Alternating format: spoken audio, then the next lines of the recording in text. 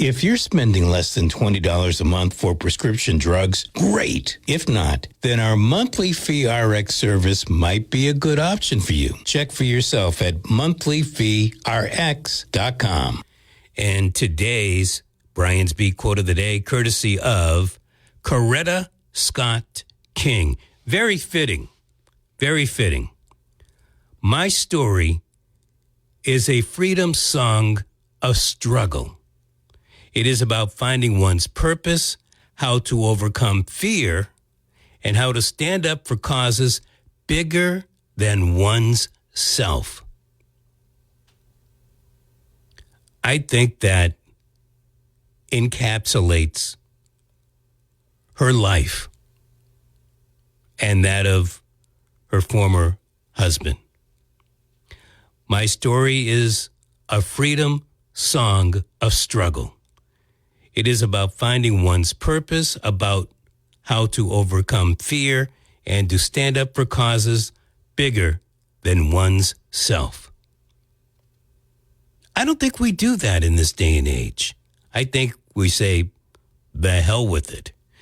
I think we say, well, if the police are going to come out and arrest us, well, I don't want to get arrested. I don't think anybody really wants to be arrested, especially if they're not committing a crime. Obviously, we will take your calls on that and many of the other things that have come up at 508-996-0500, 508-996-0500. And yes, there is more news to come in that fast. I think at this particular time, the Patriots could use a wide receiver that could hedgehog its way down the street. Are you happy about the quarterback, Drake May, being picked number 3? 508-996-0500. If you want to talk about that, I'm sure Pittman will a little bit later on. Just to take you back, maybe you didn't hear at the beginning of the show, and I'm going to take this right from the headlines of the Boston Globe. State police and campus officers in riot gear began clearing roughly 100 protesters from a pro-Palestinian encampment at Northeastern University as the sun rose Saturday morning. Demonstrators at the encampment on Centennial Common had resumed chanting and banging on overturned buckets around 4 a.m. After taking a break for a few hours, police began to line up at about 5:30 a.m. and encountered a line of demonstrators standing with their arms linked. Well, it continues, and I think it's going to get larger. It's not stopping. Stanford University, they weren't getting involved in a lot of the protests yet. They've come out. I wonder if their coming out had anything to do with what went on down at the University of Southern California, which has canceled their commencement address. You know, it started, their valedictorian had post up on, I don't know if it was Instagram or Twitter or whatever, but she was, I think she's of Muslim faith, first of all. And she was denouncing what Israel has been doing over in Gaza. And it got to the point that some groups got into the head of the administration over at the University of Southern California. And the next thing you know, the young woman is not allowed to do the commencement. Well, that brought up some angry protests from students. They said, wait a minute, thought we were about free speech, et cetera, et cetera. They said no. Then they decided, well, maybe we will try something different, they being the administration. Well, they are trying something different. They have decided that they're going to cancel commencement. Why? Because they're worried that protesters are going to protest during the commencement, including students that are graduating. Hello. At what particular point do you say, wait a minute, maybe we should look at our investments to see if we are having some of our money that we're putting into some of these military establishments are indeed going over to Israel instead of blaming the students. Hey, what do I know? I know this. I know that on my television, my smart TV, Women's Friends smart TV,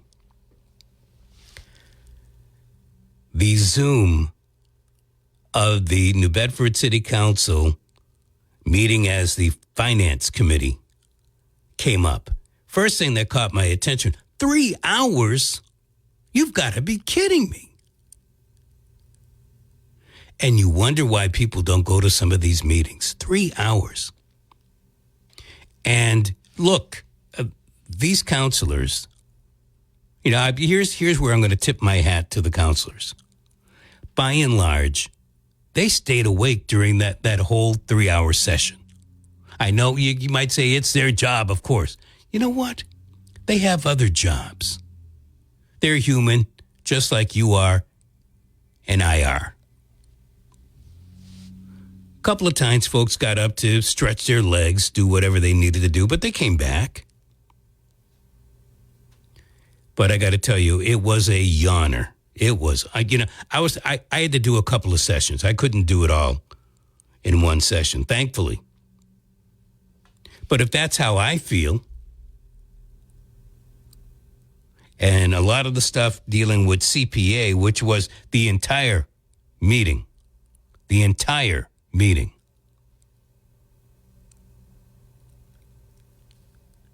we deal with that in town meeting.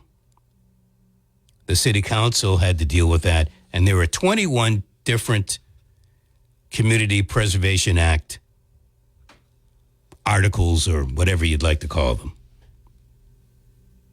I noticed that Shane Burgo, Councilor at Large Burgo, he voted for every one of those items. He voted to make sure that your tax dollars are used for every one of the Community Preservation Act articles. Maria Giesta, Councilor Giesta, Ward 2, I believe she voted for each and every one. And I could be amiss here. There may be another, but those two, I noticed they voted for just about every one.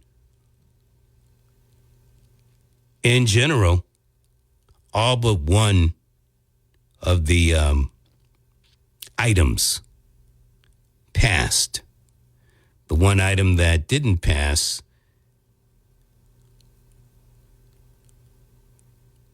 I want to say dealt with a lot of money. I'm not sure if it was the Capitol Theater project or another one, but there were 5 or 6 counselors that voted against.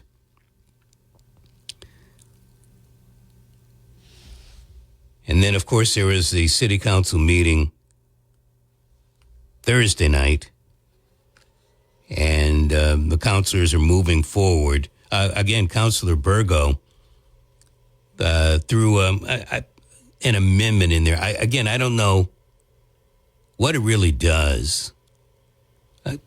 It's hard to argue that it's a bad idea,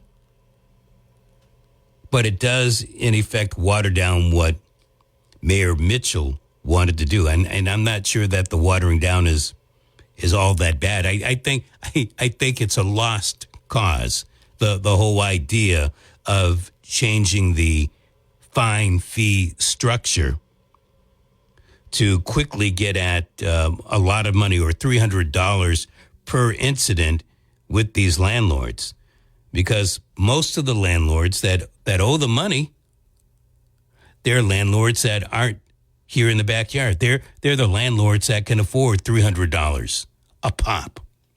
They're the landlords that really don't care that much. But I suppose if you're the city, if you're the representatives of the Mitchell administration, city council, you're thinking, well, one way or the other, we're going to get this money. So maybe that's what it's all about, is getting a little more money. I did not know that this was a topic of conversation again. What is this? It's called Article 25, I believe. And I could be wrong on the number, but I think it's Article 25. Let me double check instead of just throwing out numbers. Is it 25? Is it 25? Is it 25? Yes, Article 25 looks to revoke a piece of Article 22 from last year's Fairhaven annual town meeting.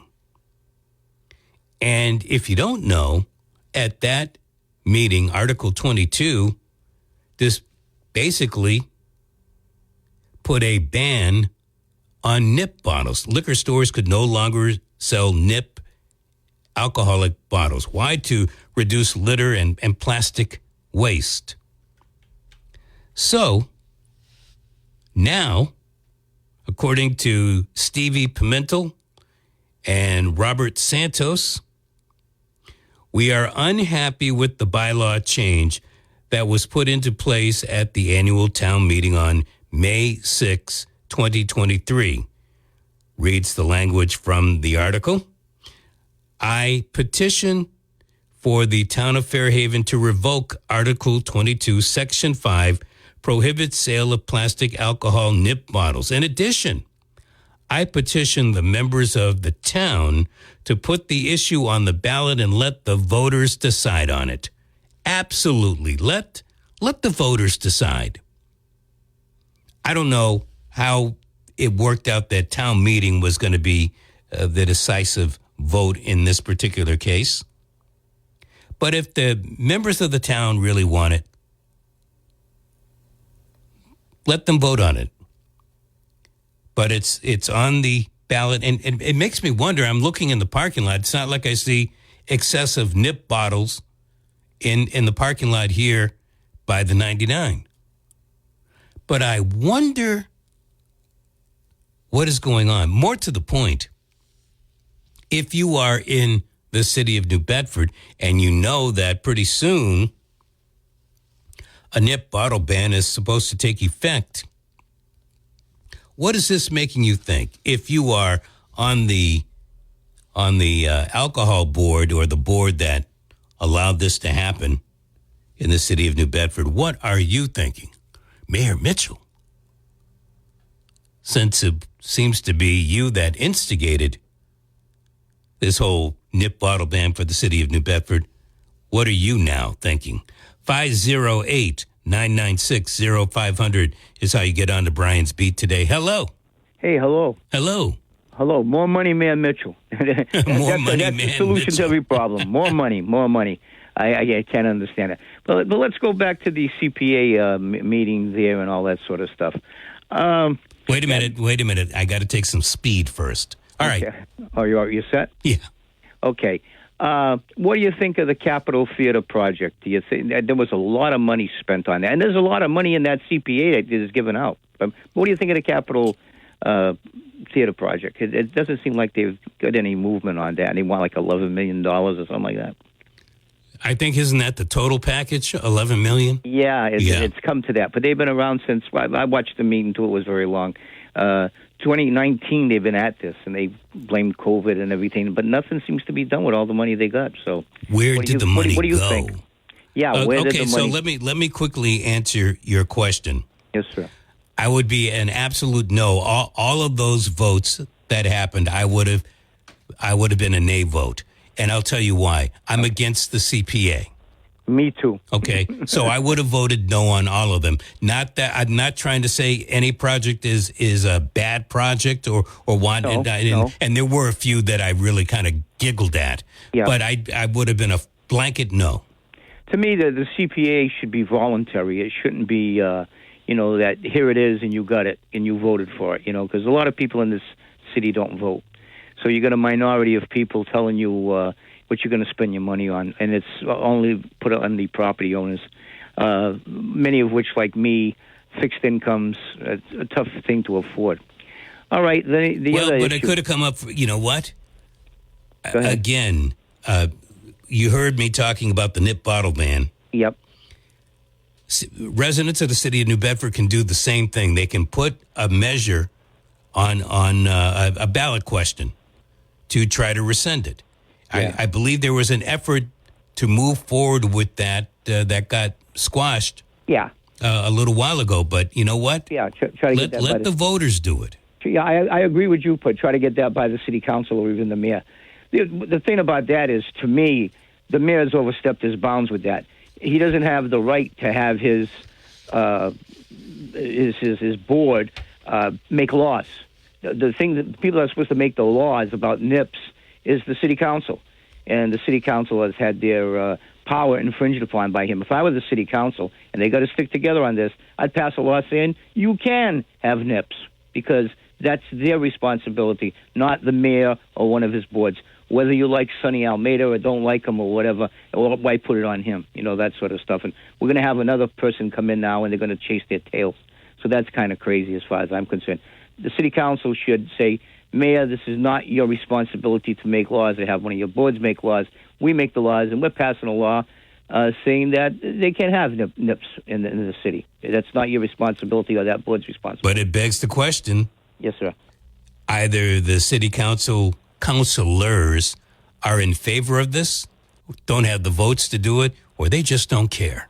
Well, they got to stick together, okay? The other issue that you brought up, and it's a big issue too, is the former Pine Hill Pharmacy. Now, as I understand that, with abandoned properties, the Mayor Money Mitchell, can tax the guy all he wants. That guy lives in Oklahoma, from listening to your station, from what I understand. And, yeah, keep on taxing me and try to get it. That has to be taken through a state process with the courts.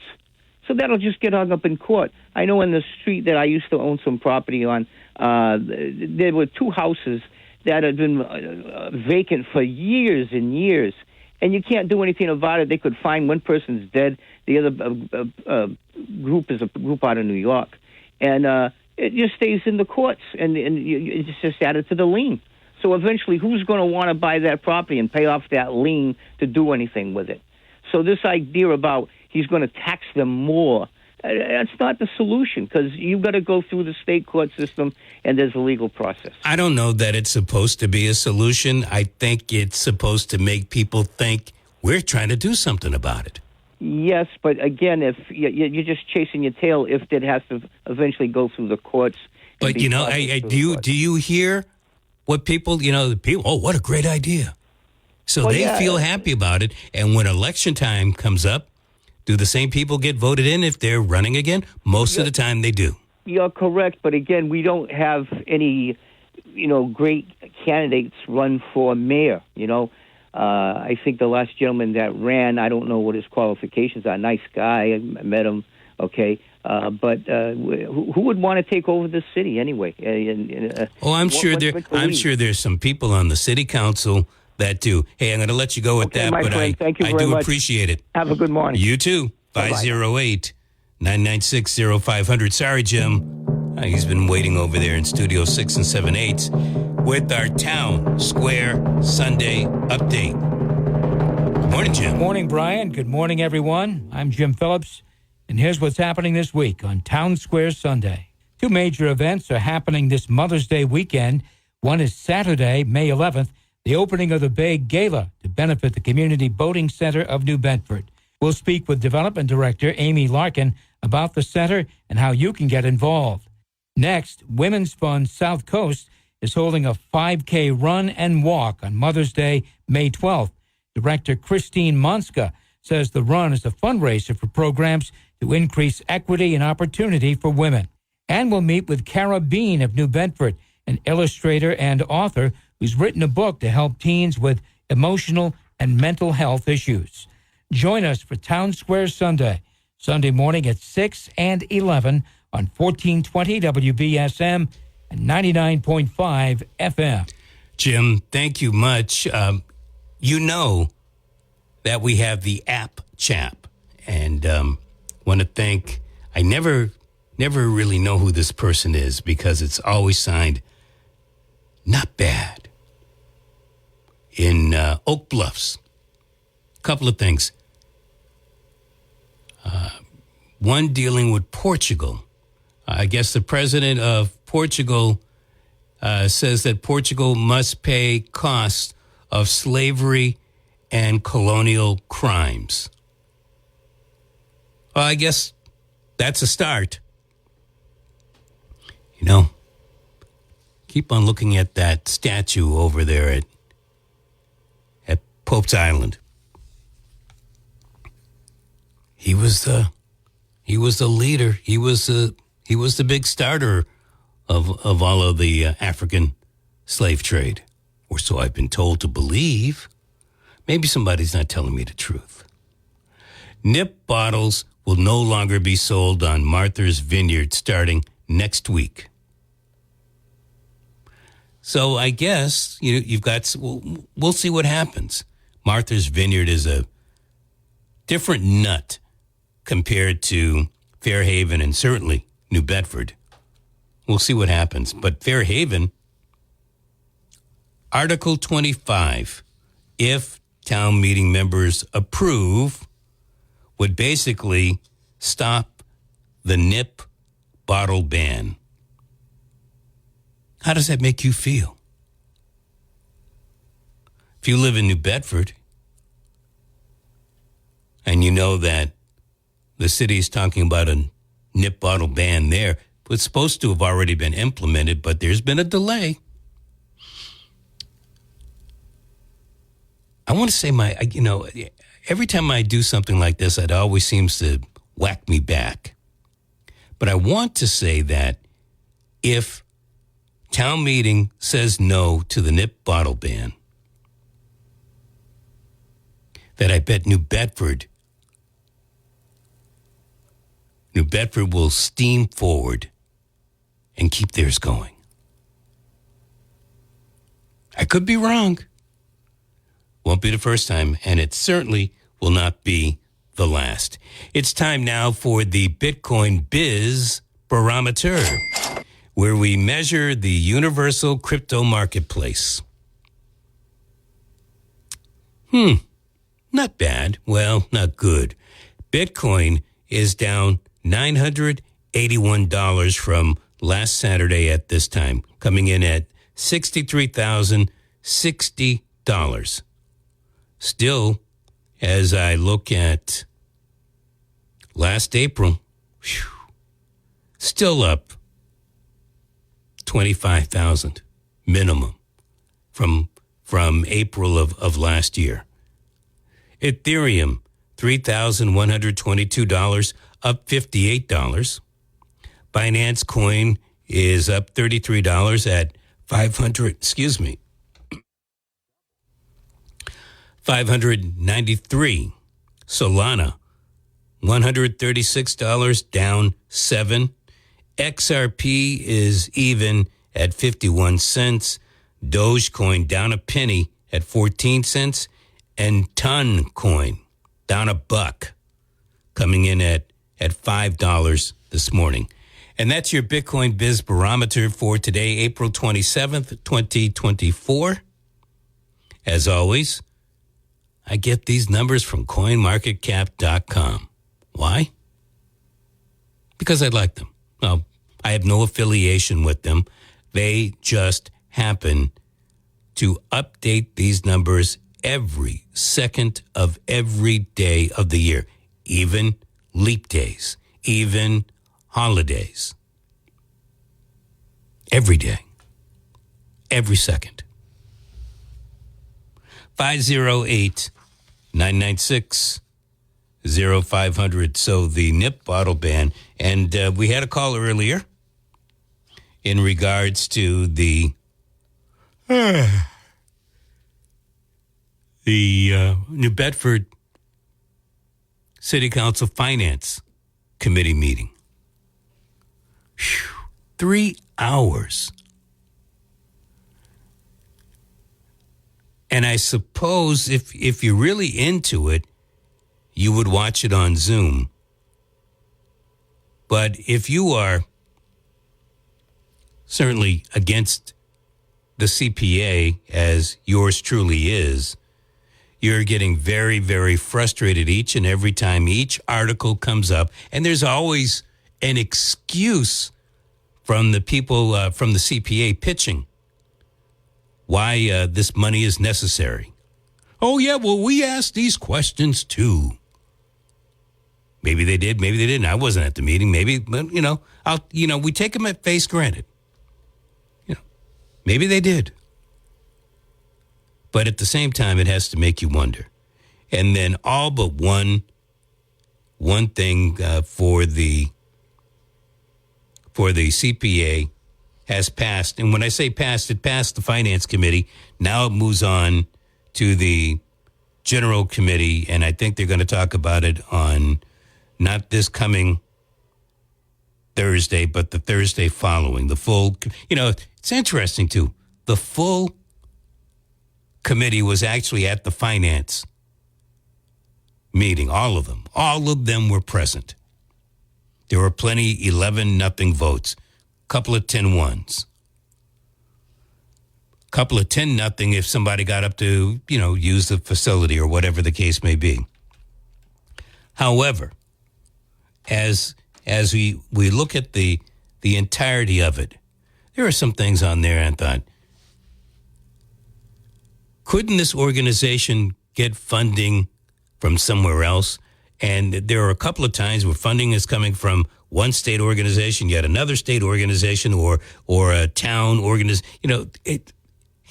The government is funding so much of these projects. It's unbelievable. So one way or the other, your tax dollars are involved, whether it's a state tax dollar or a city tax dollar. By the way, and I thank Shane Burgo for bringing this up, because no ifs, ands, or buts about it.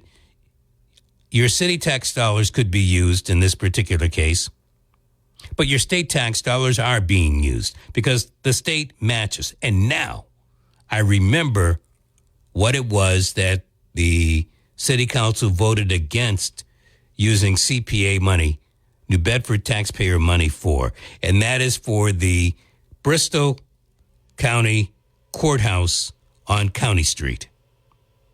They said, well, a lot of people are using that courthouse, and they just voted that puppy down.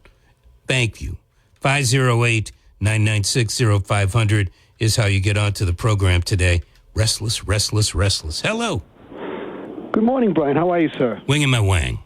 Great. Hey, Brian, I don't know if you touched upon this as I've been just reading all the papers across the country, but some big news just came out last night. Of course, on the weekend, it's official that the Biden administration just amended Title V. Is it Title V? Yeah, about the women's sports. Starting in early August, there'll be no discrimination. Men can play in all women's sports, and if states don't comply, they'll be penalized. Already, the governor from Florida said he's going to fight this. It's not going to be allowed in Florida. So my question to you and to all your listeners, especially the fathers, are you going to let your daughters be assaulted on the field, or are you going to act like men and stand up for your daughters? That's a simple question. Because as simple as it sounds, it's really complicated. I know where you're going, and I'm not trying to argue, but here's my quick comeback. My California station, all about education show, I should say. I have a guest who actually has a ballot question to try to get boys, men, whatever, if they trans over to something else, out of girls' sports, out of girls' locker room. this move by the Biden administration obliterate, there's no sense in having that ballot question now. Exactly. Well, what you can do is this. What parents can do, and the school have no control over it, when you go to these games and you see a male in a women's sports, all the parents should just stand up, take all their children out. We'll go play next door on the other field. We'll make it a private game.